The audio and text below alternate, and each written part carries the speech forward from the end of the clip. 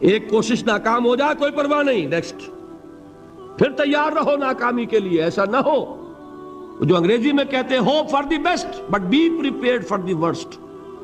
ایسا نہ ہو کہ دوسری مرتبہ ناکام ہو کے بددل ہو جاؤ، تمہاری ہمتیں جواب دے جائیں. نہیں، پہلے سے تیار رہو کہ دوسری مرتبہ بھی ناکامی آئے تو آئے، لیکن جب تک کہ کامیابی حاصل نہیں ہوتی ہمیں یہ کام کیے چلے جانا. دیکھیے سیرت میں آیا کہ نہیں یہ واقعہ؟ بدر میں مسلمانوں کو فتح ہوئی تو احد میں زک پہنچی کہ نہیں؟ 70 صحابہ شہید ہوئے کہ نہیں؟ اگر ان کی ہمتیں جواب دے جاتی تو گاڑی کیسے چلتی آگے؟ تو فرمایا وَلَنَبْلُوَنَّكُمْ بِشَيْءٍ مِّنَ الْخَوْفِ وَالْجُوعِ وَنَقْصٍ مِّنَ الْأَمْوَالِ وَالْأَنفُسِ وَالثَّمَرَاتِ. ہم تمہیں لازماً آزمائیں گے، خوف کی کیفیت سے، فقر و فاقے کی کیفیت سے، بھوک سے، جان کے نقصان سے، مال کے نقصان سے، محنتوں کے حاصل کے ضائع ہو جانے سے. وَبَشِّرِ الصَّابِرِينَ، اور اے نبی بشارت دیجئے صبر کرنے والوں کو.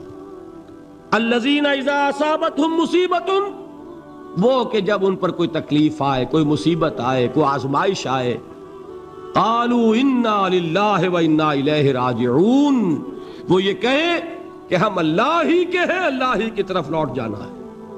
یہ وہی انداز ہے جو میں نے فارسی کا شعر سنایا تھا آپ کو کہ سرے تسلیم خم ہے جو مزاج یار میں آئے. وہ ہمارا مولا ہے، ہمارا آقا ہے، اگر اسے یہی منظور ہے تو ہمیں بھی یہی منظور ہے. میں نے تسلیم و رضا کی بات کی تھی نا، آپ کو کچھ شعر سنائے تھے. ایک شعر اور سنیے، اور یہ کس کا ہے؟ محمد علی جوہر کا. ایک مرتبہ جیل گئے، ان کی ایک بیٹی جوان بیمار ہوئی، فوت ہو گئی. باہر چھوڑا انگریز نے، جاؤ بھائی دفن کر دو بیٹی کو. دوسری مرتبہ جیل گئے، دوسری جوان بیٹی اسی مرض میں مبتلا ہوئی. اب یہ جیل میں ہے، خبر پہنچی کہ دوسری بیٹی کے اوپر بھی اسی مرض کا حملہ ہوا ہے. ایک نظم لکھی ہے جس کا آخری شعر یہ ہے: تیری صحت ہمیں منظور ہے لیکن اس کو نہیں منظور تو پھر ہم کو بھی منظور نہیں. یہ ہے، جب تک یہ کیفیت نہ ہو اس میدان میں آدمی ثابت قدم نہیں رہ سکتا کہ میرے رب کو اگر یہ منظور ہے تو یہی مجھے منظور ہے، اور تیری صحت ہمیں چاہیے تو ضرور، لیکن ہمارے رب کو منظور نہیں تو ہمیں بھی منظور. راضی برضائے رب.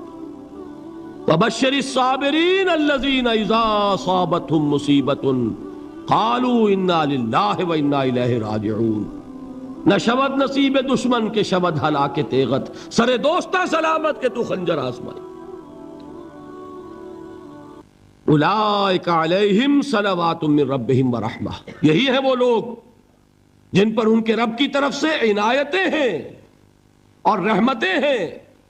وَأُولَئِكَ هُمُ الْمُهْتَدُونَ، اور یہی ہے وہ لوگ جو کامیاب ہونے والے ہیں، ہدایت پانے والے، ہدایت یافتہ.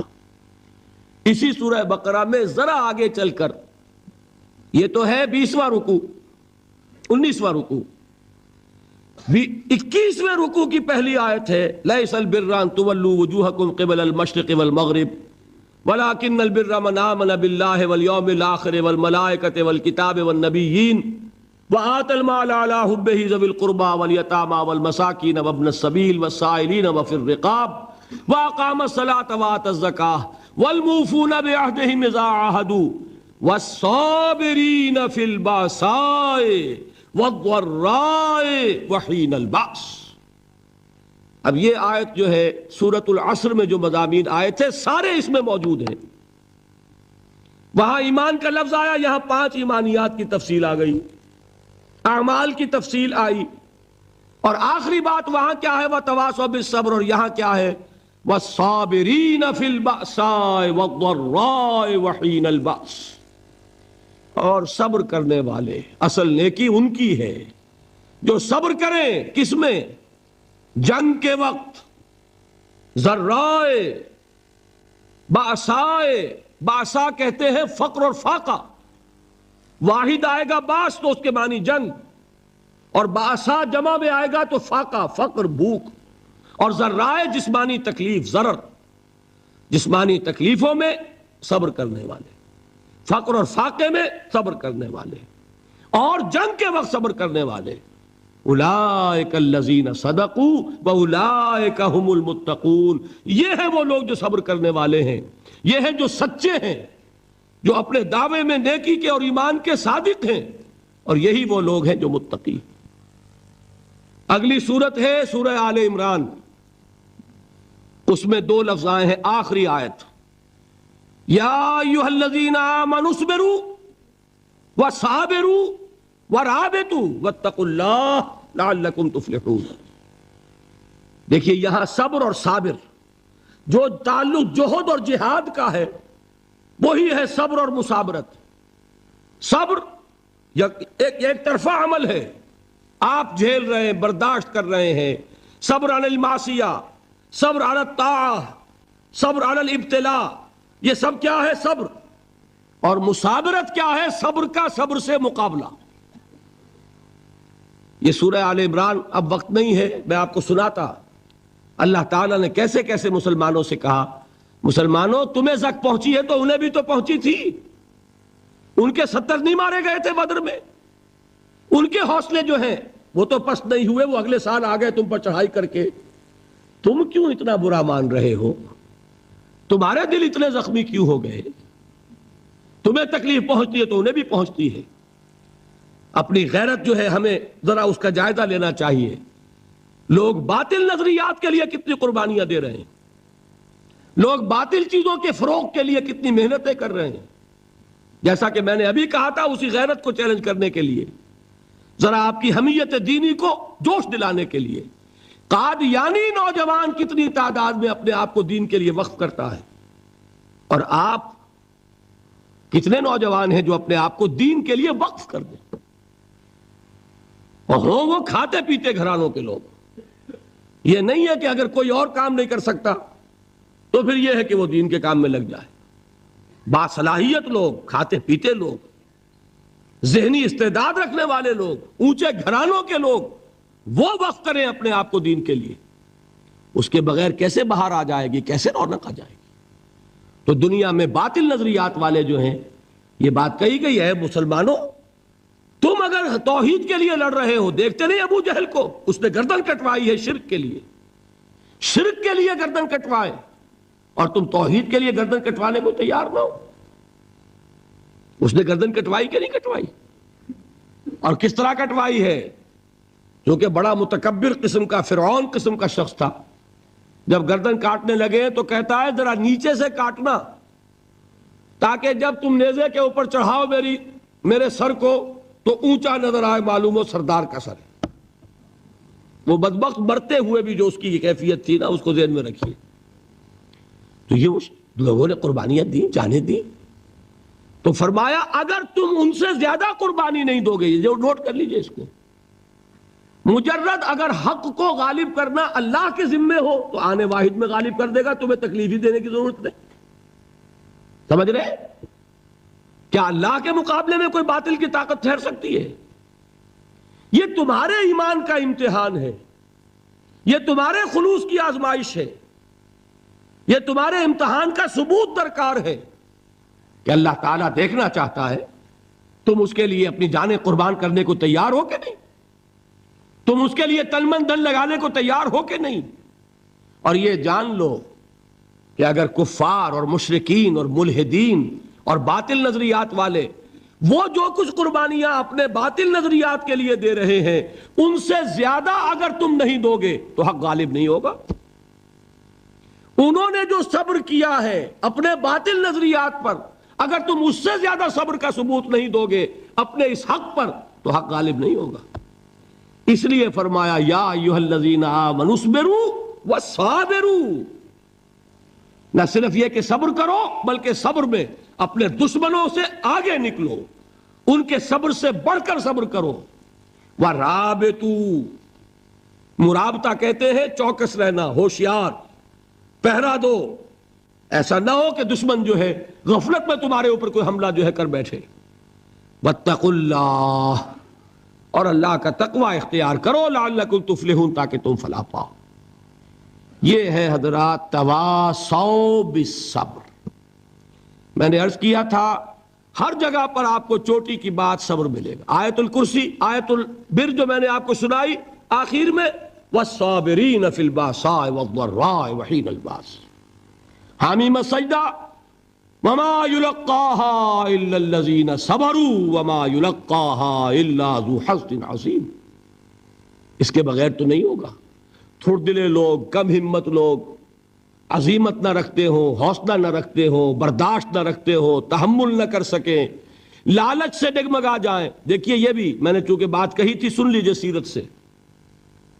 حضور صلی اللہ علیہ وسلم کے بارے میں جب مکے کے سرداروں کو یہ یقین ہو گیا کہ تشدد ہمارا فیل ہو گیا ہے، نہ محمد بدل ہوئے نہ ان کے ساتھی صلی اللہ علیہ وسلم ورضی اللہ تعالی عنہم اجمعین، تو انہوں نے دوسرا پاسا پھینکا.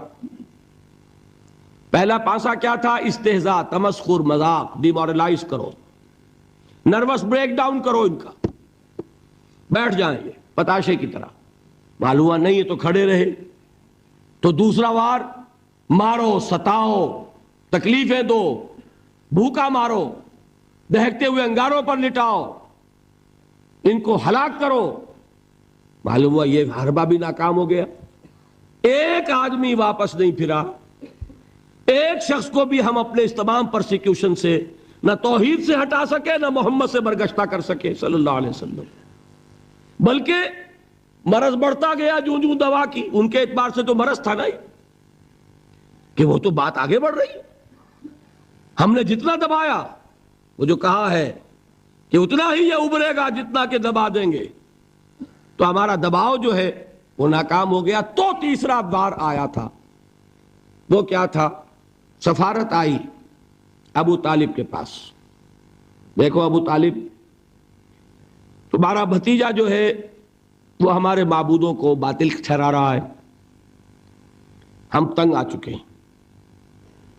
اگر تو اسے بادشاہت چاہیے، اگرچہ ہم کسی بادشاہت کے عادی نہیں ہیں، لیکن ہم اسے اپنا بادشاہ بھی مان لیں گے. اگر اسے دولت چاہیے، وہ اشارہ کرے، ہم سیم و زر کے انبار اس کے قدموں میں لگا دیں گے. اور کہیں نکاح کرنا چاہے اشارہ کر دے، جس اونچے سے اونچے گھرانے میں وہ چاہے گا قریش کے، ہم اس کی شادی کر دیں گے. تینوں ہی لالچ ہے نا دنیا میں. ویسے تو زر، زن، زمین، آپ کے ہاں یہ تین زے مشہور ہیں. زر، زن، زمین. زمین کو اقتدار سمجھ لیجئے، قوت سمجھ لیجئے، دبدبا سمجھ لیجئے. زن، زر اور حکومت، تینوں پیشکشیں انہوں نے کی. دیکھیے یہ ہوتے ہیں مرحلے تحریکوں کے لیے بہت ہی نازک. نبی کے لیے تو خیر کوئی امکان نہیں تھا. غیر نبی ہو تو سوچے گا نا، یہ بادشاہ بنا رہے ہیں، بادشاہ بنو، اس وقت تھوڑا سا کمپرومائز کر لو، پھر ہاتھ میں قوت آ جائے گی تو پھر سب ٹھیک کر لیں گے. اگرچہ کبھی ٹھیک نہیں ہوتا، وہ ٹھیک ہوتا ہے اسی پروسیس سے جو محمد الرسول اللہ نے اختیار کیا. یہ تمام ٹیمپٹیشنز ہوتی ہیں، راستے سے بھٹکانے کی کوشش، کہ دباؤ سے نہیں مانے تو یہ لالچ جو ہے یہ انہیں ہٹائے. کیا جواب تھا حضور کا صلی اللہ علیہ وسلم؟ چچا نے جب بات کی ہے، انہیں براہ راست تو حضور سے بات کرنے کی ضرورت نہیں ہوئی تھی، ابو طالب کے واسطے سے بات کی. چچا نے جب بات کی ہے آ کر، حضور نے فرمایا چچا جان اگر وہ میرے داہنے ہاتھ میں سورج اور بائیں میں چاند رکھ دیں تب بھی میں یہ کام نہیں چھوڑ سکتا. تو عزیمت میں نے کہا تھا صبر کیا ہے؟ اپنے طے کردہ راستے پر بڑھتے چلے جانا، نہ کسی ٹیمپٹیشن سے، نہ کسی پریشر سے، نہ کسی تکلیف سے، نہ کسی ایذا سے، نہ کسی استہزاء سے، کسی سے بھی متاثر ہوئے بغیر اپنی منزل کی طرف پیش قدمی کیے چلے جانا. یہ ہے صبر. یہ صبر کی آخری منزل ہے. اور انقلابی صبر جو ہے اس میں ایک مرحلہ آتا ہے پیسیو ریزسٹنس، ایک آتا ہے ایکٹیو ریزسٹنس. ایک میں صبر محض ہے، جھیلو، برداشت کرو، کوئی ریٹیلیشن نہیں. اور ایک وہ آتا ہے کہ اب آگے بڑھو. بڑا پیارا مصرع ہے، آگے بڑھو یا وقت کی رفتار روک دو. وہ آگے بڑھ کر پھر نظام باطل کو چیلنج کیا جاتا ہے، اور پھر جنگ ہے. ان اللہ یحب الذین یقاتلون فی سبیلہ صفا کانہم بنیان مرصوص ان اللہ اشتری من المؤمنین انفسہم واموالہم بان لہم الجنہ یقاتلون فی سبیل اللہ فیقتلون ویقتلون وعدا علیہ حقا فی التوراۃ والانجیل والقرآن ومن اوفی بعہدہ من اللہ فاستبشروا ببیعکم الذی بایعتم بہ وذلک هو الفوز العظیم۔ اللہ نے اہل ایمان سے ان کے جانیں اور ان کے مال خرید لیے ہیں جنت کے عوض۔ نتیجہ کیا ہے؟ وہ جنگ کرتے ہیں اللہ کی راہ میں، قتل کرتے بھی ہیں، قتل ہوتے بھی ہیں۔ بدر میں 70 کو قتل کیا، مسلمان شہید ہوئے 13، 14 وہ تھے جو زخمی ہو گئے تھے، واپسی پر مدینے کے راستے میں ان کا بھی انتقال ہوا، 14 مسلمان ادھر 70، اور احد میں 70 صحابہ شہید ادھر 23۔ تلک الایام نداولها بین الناس، یہ دن ہے جن کو ہم الٹ پھیر کرتے رہتے ہیں لوگوں کے مابین، لیکن یہ کہ بد دل نہیں ہوئے، قافلہ بڑھتا رہا۔ اور غزوہ احزاب میں وہ شعر میں کل سنا چکا ہوں محمد کے جانثاروں کا، نحن الذین بایعوا محمدا علی الجہاد ما بقینا ابدا، ہم وہ ہیں جنہوں نے محمد سے بیعت کی ہے جہاد کی صلی اللہ علیہ وسلم۔ اب یہ جہاد، یہ قتال، یہ جنگ، یہ سرفروشی، یہ جاں فشانی جاری رہے گی جب تک جان میں جان ہے، یا تخت یا تختہ، یا اللہ کا دین غالب ہوگا اور یا ہم اپنی جانیں اسی کام میں اللہ کے حوالے کریں۔ اللہ تعالیٰ مجھے اور آپ کو اس کی توفیق دے کہ ایمان کے عملی تقاضوں کو پورا کرنے میں، اللہ کے دین کی دعوت کے لیے، دیکھیے تینوں لیول میں نے بیان کر دیے۔ پہلی سطح پر اللہ کی بندگی، خود اسلام، خود اطاعت میں صبر عن المعصیہ، صبر علی الطاعہ، اللہ کی اطاعت پر صبر، معصیت سے رکنے پر صبر۔ دعوت میں اپنے کیریئر، اپنے خوشنما مستقبل کا صبر، اور استہزاء اور تمسخر اور مذاق اور فقرے اور جملے جھیلنا، وصبر علی ما یقولون۔ انقلاب اور اللہ کے دین کو قائم کرنے کے لیے صبر، پیسو ریزسٹنس، ایکٹیو ریزسٹنس۔ ایک صبر محض ہے، ایک مصابرت ہے، ایک یہ کہ جھیلو، برداشت کرو لیکن ہاتھ نہ اٹھاؤ، اور ایک یہ کہ آگے بڑھو، باطل کو للکارو اور جان ہتھیلی پر رکھ کر میدان میں آ جاؤ۔ یہ 6 صبر میں نے آج آپ کو بتائے، 2 صبر ہیں ہر لیول کے۔ میں نے عرض کیا تھا کہ یہ تینوں لیول سامنے ہوں گے تو ہی مختلف چیزوں کے، جہاد کے درجات بھی تب سمجھ میں آئیں گے اور صبر کے مراتب بھی سب سمجھ میں آئیں گے۔ اللہ تعالی ہمیں جہاد کی توفیق عطا فرمائے اور صبر کی توفیق عطا فرمائے اور فیصلہ کرنے کی توفیق عطا فرمائے کہ میری زندگی کا مقصد تیرے دین کی سرفرازی، میں اسی لیے مسلمان، میں اسی لیے نمازی۔ حضرت مصعب بن عمیر رضی اللہ تعالی عنہ، وہ نوجوان 200 درہم کا جوڑا ان کا سل کر آتا تھا شام سے تیار ہو کر، لباس معطر ہوتا تھا، جدھر سے نکل گیا پوری گلی جو ہے وہ معطر ہو گئی، انگلیاں اٹھ رہی ہیں، وہ جا رہا ہے مصعب، یہ خوشبو اس کی ہے۔ اس مصعب کے ساتھ کیا سلوک کیا؟ باپ تو مر چکا تھا، ماں نے پالا تھا، دولت بہت چھوڑ کر گیا تھا باپ، لہذا ماں نے بڑے ناز و نام میں پالا، بڑے لاڈ پیار میں، 200 درہم کا جوڑا تیار ہو رہا۔ لیکن یہ کہ آپ کو معلوم ہے عرب کے اس معاشرے میں عورت کی کوئی حیثیت نہیں تھی، ماں کا اختیار نہیں تھا، چچا تھا اب سربراہ خاندان کا۔ چچا نے کہا مصعب اگر تم نے اپنے باپ کا دین چھوڑ دیا ہے تو باپ کی دولت پر بھی تمہارا کوئی حق نہیں ہے، نکل جاؤ گھر سے۔ اس نے یہ سوچا تھا کہ مصعب کے ہوش ٹھکانے آ جائیں گے، دن میں تارے نظر آ جائیں گے، ناز و نام میں پلا ہوا، گھر سے نکل کے جائے گا کہاں؟ یہ سارا نشہ جو ہے توحید کا یہ حیران ہو جائے گا۔ حضرت مصعب کا جواب بالکل برعکس تھا، اچھا ٹھیک ہے چچا جان، میں گھر چھوڑتا ہوں۔ وہی بات جو کبھی کہی تھی ابراہیم نے، باپ نے کیا کہا تھا؟ واجرنی ملیہ، جاؤ چلے جاؤ، دفع ہو جاؤ میری نگاہوں سے۔ حضرت ابراہیم نے کیا جواب دیا تھا؟ سلام علیک ساستغفر لک ربی انہ کان بی حفیہ۔ اچھا ابا جان، آپ کا حکم یہی ہے تو میں چلتا ہوں، آپ پر سلامتی ہو، میرا رب مجھ پر بڑا مہربان ہے، میں اس سے آپ کے لیے استغفار کروں گا۔ چل دی یہی جو ہے حضرت ابراہیمی کی نسل ہے نا قریش. آج ابراہیم کے ایک بیٹے کے ساتھ وہی معاملہ ہو رہا ہے مصعب کے ساتھ, اور مصعب چلنے کے لیے تیار ہو گئے. چچا نے سوچا, میں سمجھتا تھا کہ ہوش ٹھکانے آ جائیں گے, یہ تو تیار ہو گیا نکلنے کے لیے. غصے میں آ کے اگلی بات کہی, یہ کپڑے جو پہنے ہوئے تم نے یہ بھی اسی مشرک باپ کی کمائی کے ہیں, اتارو ان کو. وہیں کپڑے اتارے, مادر زاد برہنہ گھر سے نکالے گئے. ماں کے پاس پہنچے, ماں نے آنکھوں پر ہاتھ رکھے. مصعب کیا ہوا؟ کہ ماں سے کہتے ہیں کہ ماں میں موحد ہو گیا ہوں. اور وہاں سے گئے, پھر حضور کی خدمت میں کپڑے کہیں سے مانگے ہوں گے. یہ مصعب ہیں 200 درہم کا جوڑا پہننے والے. جب حضور پر مدینے کے 12 افراد ایمان لائے تھے, بیعت عقبہ اولیٰ ہوئی, انہوں نے کہا کہ حضور ہمیں کوئی شخص اپنا ایسا شاگرد دیجئے جو ہمیں قرآن پڑھا سکے. حضور نے حکم دیا, مصعب جاؤ, اب مدینے جاؤ, یثرب جاؤ, یثرب والوں کو قرآن پڑھاؤ, انہیں تبلیغ کرو. مصعب گئے ہیں وہاں, 1 سال کی کمائی 75 افراد لا کر حضور کے جھولی میں اگلے سال ڈال دیے کہ حضور یہ میری 1 سال کی کمائی ہے. 72 مرد 3 عورتیں, انہوں نے وہ بیعت کی تھی, بیعت عقبہ ثانیہ, جس کے الفاظ کل میں نے آپ کو سنائے تھے. بایعنا رسول اللہ صلی اللہ علیہ وسلم علی السمع والطاعت فی العسر والیسر والمنشط والمکرہ وعلی اثرۃ علینا وعلی لا ننازع الامر اہلہ وعلی ان نقول بالحق اینما کنا لا نخاف فی اللہ لومۃ لائم. یہ 72 مرد تھے مدینے کے جنہوں نے یہ بیعت کی. پھر انہوں نے ریکویسٹ کی کہ حضور اب آپ ہمارے ہاں تشریف لائیے, ہم اگر یہ مکے والے وہاں حملہ کریں گے تو ہم آپ کی حفاظت کریں گے جیسے کہ اپنے اہل و عیال کی کرتے ہیں. بہرحال وہ مصعب بن عمیر ہیں جو غزوہ احد میں شہید ہوئے, اور جب شہید ہوئے تو ان کے جسم پر صرف ایک چادر تھی.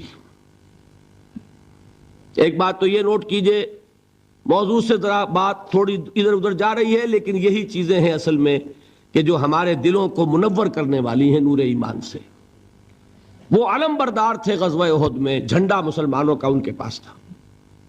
ایک ہاتھ پر ایک شانے پر وار پڑا, ہاتھ کٹ گیا, دوسرے سے تھاما, دوسرے پہ کٹ گیا, اب دونوں حصوں کے بچے ہوئے ٹکڑوں سے جھنڈے کو تھاما, گرنے نہیں دیا, یہاں تک کہ شہید ہو گئے. گرے ہیں تو جھنڈا گرا ہے. شکل میں حضور سے بہت مشابہ تھے. خبر اڑ گئی کہ محمد شہید ہو گئے صلی اللہ علیہ وسلم. یہ مصعب بن عمیر کا واقعہ ہے. جب ان کو اب دفن کرنے کا وقت آیا, اور شہید کے لیے کفن جو ہے اس کا وہی لباس ہوتا ہے جو شہادت کے وقت ہو, حضور کے سامنے ایک پرابلم پیش کیا گیا. حضور, مصعب کے جسم پر تو ایک چادر تھی, اور وہ چادر بھی اتنی چھوٹی ہے, یعنی 2 گز کی چادر بھی نہیں ہے. اس سے اگر سر ڈھانپتے ہیں مصعب کا تو پیر کھل جاتے ہیں, پیر ڈھانپتے ہیں تو سر کھلتا ہے. کیا کریں؟ حضور نے فرمایا سر ڈھانپ دو چادر سے اور پیروں پر گھاس ڈال دو. یہ آخری لباس ہے جو محمد کے اس دیوانے کو اس دنیا سے رخصت ہوتے ہوئے ملا ہے, جس کا 200 درہم کا جوڑا چلتا تھا. یہ ہے صبر. برداشت کیا کہ نہیں کیا؟ تو یہ جان لیجئے, میں جو بات فلسفے کی سمجھانا چاہتا تھا وہ یہ جو پیسیو ریزسٹنس ہے 8 سال جو رہی ہے کہ تمہیں ماریں, تمہیں تکلیفیں پہنچائیں, تم پر جو بھی آئے جھیلو, برداشت کرو, تمہیں ہاتھ اٹھانے کی اجازت نہیں. اصل میں انقلابی عمل میں یہ بہت فیصلہ کن چیز ہے. اس کی وجہ کیا ہے؟ دیکھیے, اگر شروع ہی سے انقلابی لوگ وائلنٹ ہو جائیں گے تو ظاہر بات ہے وہ تو تھوڑے ہوتے ہیں, گنتی کے ہوتے ہیں. جو نظام قائم ہے اس کے پاس طاقت بہت ہوتی ہے, اس نظام کو اخلاقی جواز حاصل ہو جائے گا ان کو کچل دینے کا, ختم کر دینے کا. اب جب کہ وہ ہاتھ نہیں اٹھا رہے تو اخلاقی جواز تو نہیں ہے نا. اب اگر مارا جا رہا ہے تو عوام الناس کی دلی ہمدردیاں ان کے ساتھ ہوتی چلی جاتی ہیں. یہ امیہ ابن خلف نے بلال کو آج اتنا مارا, اتنا مارا, اتنا مارا. کیوں مارا؟ کیا بلال نے کوئی چوری کر دی تھی؟ نہیں بھائی. کیا کوئی اور گستاخی کی تھی اپنے آقا کی؟ نہیں. کہیں معاذ اللہ اس نے اپنے آقا امیہ ابن خلف کی بیٹی کے اوپر تو کوئی نہیں ہاتھ اٹھا دیا تھا؟ نہیں. تو کیا وجہ ہوئی؟ بس صرف یہ وجہ ہے کہ وہ ایک اللہ کو مانتا ہے اور محمد پر ایمان لے آیا صلی اللہ علیہ وسلم۔ بتائیے اس کا کیا اثر ہوگا؟ یہ خباب بن الارت پیشے کے لحاظ سے لوہار تھے۔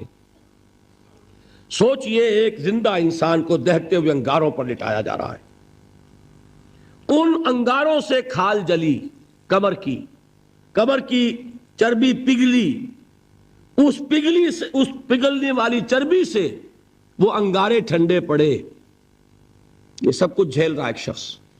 سوچنے والوں نے سوچا نہیں ہوگا کیا جرم تھا ان کا، تو بڑا شریف آدمی ہے، بہت اچھا کاریگر ہے، وقت پر کام دیتا ہے، مناسب اجرت لیتا ہے، یہ کیا ہوا؟ یہ کوئی جرم نہیں، جرم صرف ایک ہے، ایک اللہ کو مانتا ہے اور محمد کے دامن سے وابستہ ہے صلی اللہ علیہ وسلم۔ آپ سوچئے، دیکھیے ایک لفظ ہم بولا کرتے ہیں سائلنٹ میجورٹی۔ واقعہ یہ ہے کہ کسی بھی معاشرے میں میجورٹی ہمیشہ سائلنٹ رہتی ہے، وہ سائلنٹ اسپیکٹیٹر ہوتی ہے، دیکھتی رہتی ہے کیا ہو رہا ہے۔ لیکن سائلنٹ میجورٹی سائلنٹ ہوتی ہے، اندھی بہری تو نہیں ہوتی، دیکھتی تو ہے کہ کیا ہو رہا ہے، سن تو رہی ہے کہ کیا چرچے ہیں۔ اب جب وہ دیکھتے ہیں کہ کچھ شریف لوگ ہیں، بڑے ہی اعلیٰ اخلاق والے لوگ ہیں، ان پر تشدد ہو رہا ہے، انہیں مارا جا رہا ہے، انہیں ستایا جا رہا ہے، ان پر کوڑے برس رہے ہیں، انہیں دیکھتے ہوئے انگاروں پر لٹایا جا رہا ہے، ان کا کوئی جرم نہیں، کوئی ان کی خطا نہیں، سوائے اس کے کہ ایک اللہ کو مانتے ہیں، انہوں نے کسی کو نقصان نہیں پہنچایا، انہوں نے کسی کا بال بیکا نہیں کیا، انہوں نے کسی پر دست درازی نہیں کی، وہ تو دعائیں دے رہے ہیں انہیں۔ اس کا نتیجہ کیا نکلتا ہے؟ اندر ہی اندر سائلنٹ میجورٹی کنورٹ ہوتی ہے، وہ جرت تو نہیں ہوتی کہ برملا اعلان کریں، لیکن دل ان کے بدل رہے ہیں۔ اور آپ کو معلوم ہے ایک مصرع بڑا پیارا ہے، جو دلوں کو فتح کر لے وہی فاتح زمانہ۔ یہ دل فتح ہو رہے تھے اس وقت، یہ 8 برس میں محمد نے صلی اللہ علیہ وسلم قریش کے دل فتح کیے، چاہے وہ ایمان نہیں لائے، لیکن اندر سے انہیں نظر آ رہا تھا کہ کون کیا ہے۔ یہ ہے پیسو ریزسٹنس، یہ ہے صبر محض۔ انقلابی عمل میں، اقامت دین کی جد و جہد میں پہلا مرحلہ یہ ہے صبر کا۔ دوسرا مرحلہ کیا ہے؟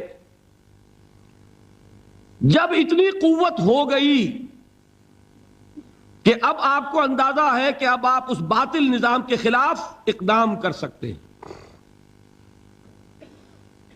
دیکھیے ریولوشنری پروسیس کسے کہتے ہیں؟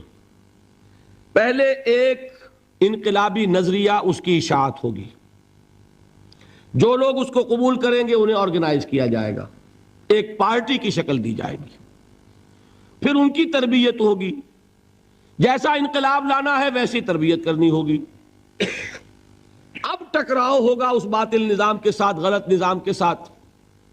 اس ٹکراؤ کا پہلا مرحلہ یہ ہے، جب تک اتنی تعداد آپ کے پاس نہ ہو کہ آپ فیصلہ کن اقدام کر سکیں، اس وقت تک دعوت ہی دینی ہے، لوگوں کی تعداد اپنے اندر شامل کرنی ہے، اپنی قوت بڑھانی ہے، اپنی تربیت کرنی ہے، اپنی اصلاح کرنی ہے، اور صبر کرنا ہے، ریٹیلیٹ نہیں کرنا، اقدام نہیں کرنا، جوابی کارروائی نہیں کرنی۔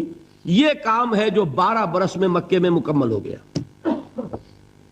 اب کیا ہوا؟ ایک تعداد اب ہے حضور کے جانثاروں کی۔ یہ تعداد کیسے لوگوں کی ہے؟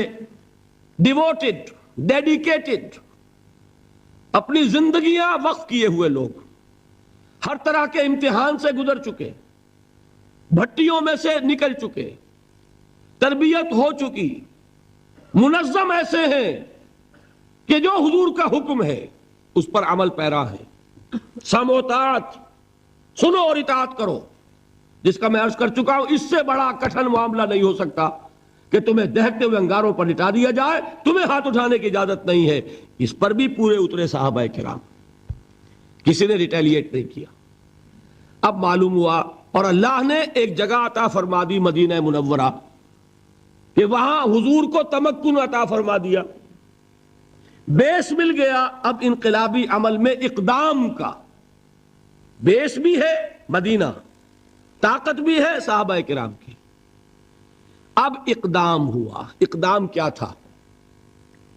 نبی اکرم صلی اللہ علیہ وسلم نے مدینے پہنچنے کے بعد، اور یہ نوٹ کر لیجئے، سورہ حج کی ایک آیت ہے، اُذِنَ لِلَّذِينَ يُقَاتَلُونَ بِأَنَّهُمْ ظُلِمُوا وَإِنَّ اللَّهَ عَلَى نَصْرِهِمْ لَقَدِيرٌ۔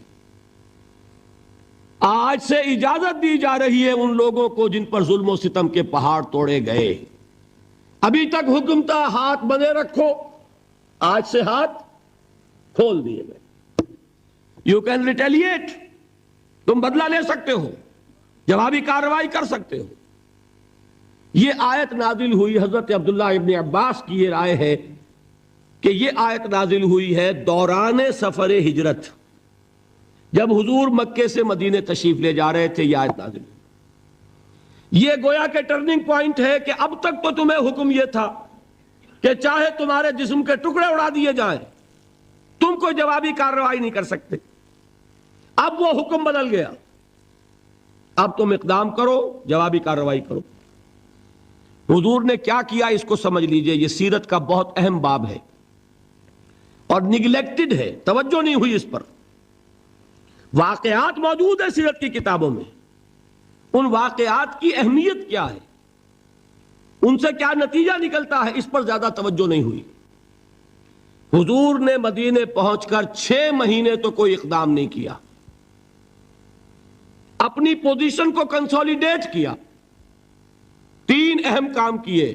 مسجد نبوی کی تعمیر کے ایک مرکز وجود میں آ جائے، وہی اب آپ کی تربیت گاہ ہے، وہی خانقاہ ہے، وہی گورنمنٹ ہاؤس ہے، وہی درسگاہ ہے، اصحاب صفہ ہے، حضور صلی اللہ علیہ وسلم ہے، نماز با جماعت ہے، خطبہ جمعہ ہے، تو خانقاہ بھی وہی، تربیت گاہ بھی وہی، درسگاہ بھی وہی، گورنمنٹ ہاؤس بھی وہی۔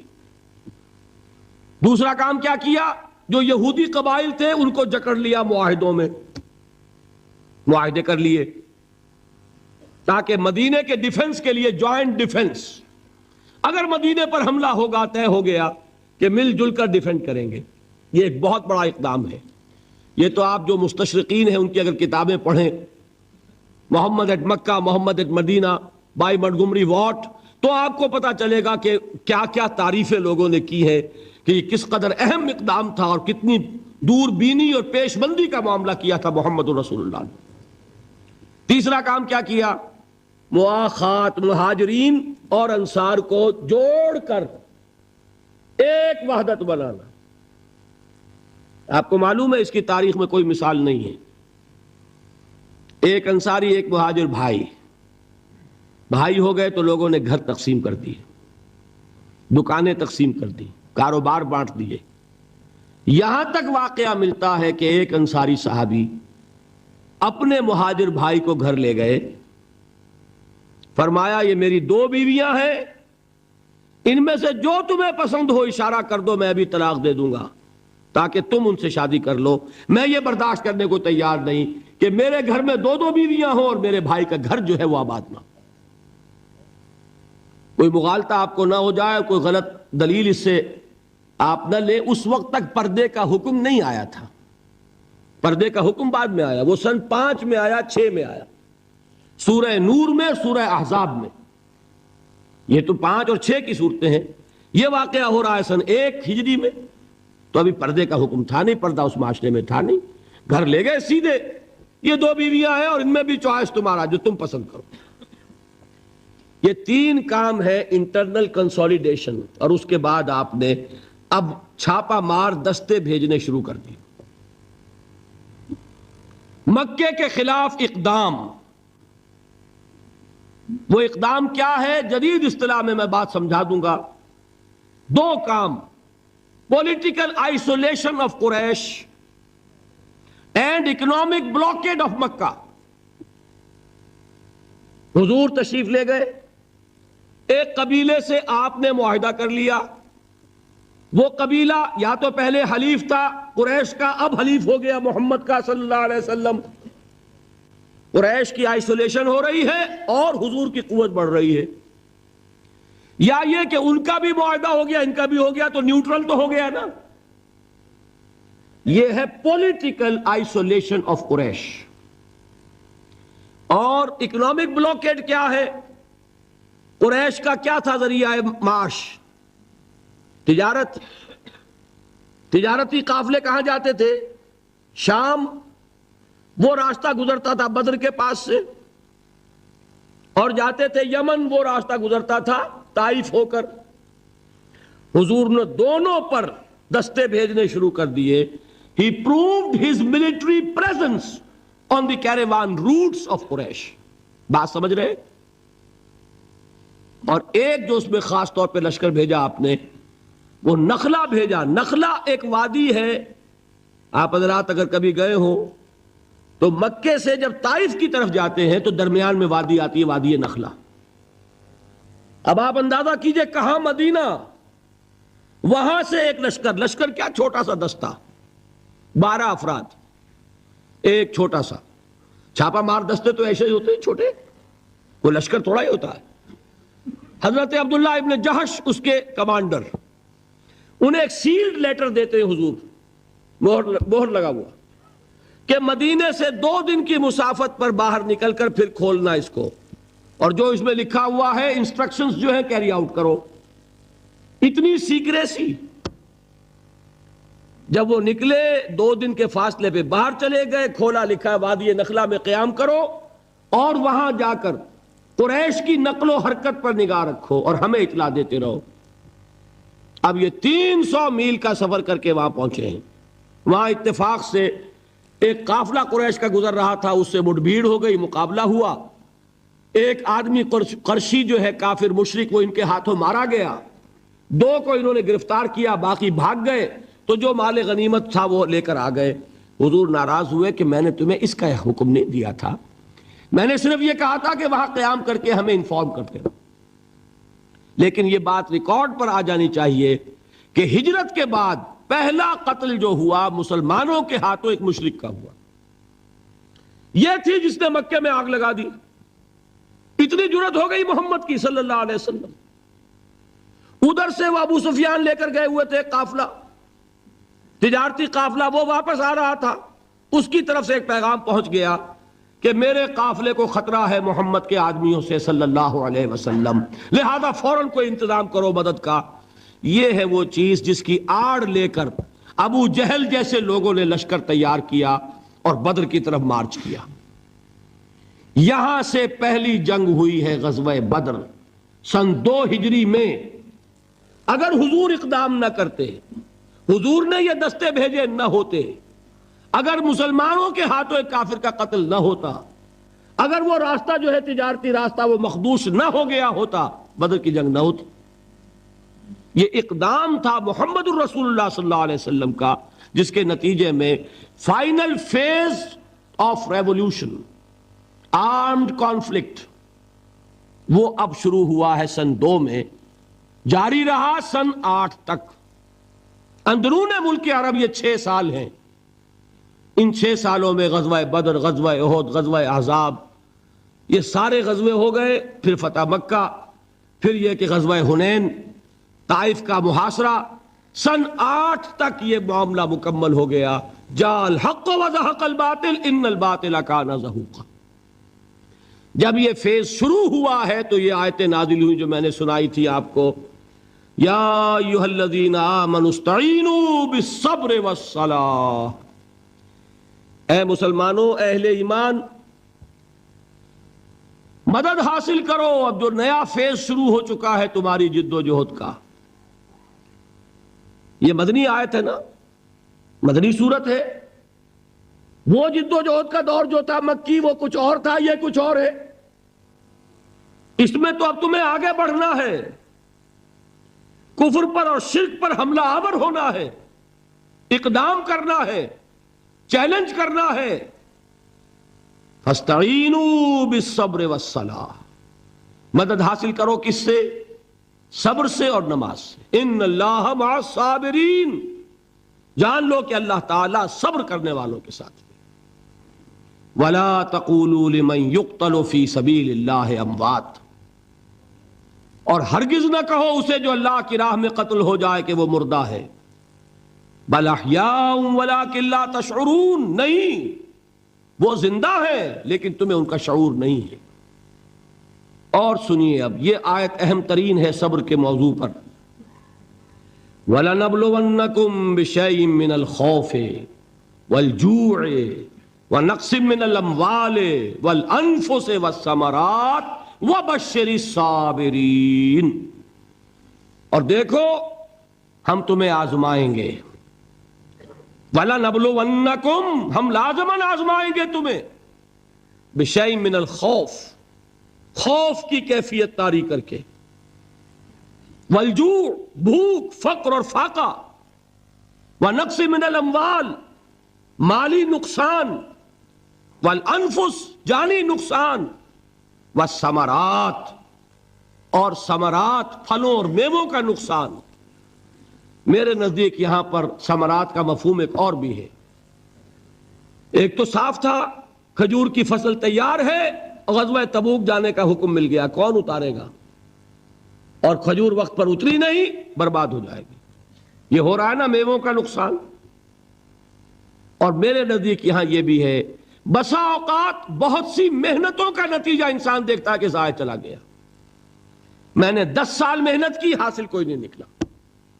یہ ثمرات کیا ہیں؟ محنتیں، محنتوں کے ثمرات کا ضیاع۔ کوشش آپ نے کی، قسمت کی خوبی دیکھیے، ٹوٹی کہاں کمن، 2-4 ہاتھ جب کے لبے بام رہ گئے۔ Be prepared. ایک شاعر کے یہ اشعار ہیں، وہ کمیونسٹ تھا، میں نام بھی نہیں لیتا، لیکن یہ کہ یہ اسی انقلابی، چونکہ ان کا بھی ایک انقلابی نظریہ ہے، انقلابی عمل میں یہ سارے مراحل آتے ہیں۔ کوئی سیٹ بیک آیا فرض کیجئے، کوئی ناکامی ہو گئی، تو اپنے ساتھیوں کو دل بدھانے کے لیے یہ فصل امیدوں کی ہمدم اس بار بھی غارت جائے گی، سب محنت صبحوں شاموں کی اب کے بھی اکارت جائے گی۔ میرے نزدیک یہ ثمرات کا جو لفظ یہاں آیا ہے، وَنَقْصٍ مِّنَ الْأَمْوَالِ وَالْأَنفُسِ وَالثَّمَرَاتِ، سب محنت صبحوں شاموں کی اب کے بھی اکارت جائے گی۔ دھرتی کے کونوں کھدروں میں پھر اپنے لہو کی کھاد بھرو، پھر مٹی سینچو اشکوں سے، پھر اگلی رت کی فکر کرو، پھر اگلی رت کی فکر کرو، جب پھر ایک بار اجڑنا ہے، ایک فصل پکی تو بھر پایا، تب تک تو یہی کچھ کرنا ہے۔ ایک مقصد ہے سامنے، انقلاب برپا کرنا ہے۔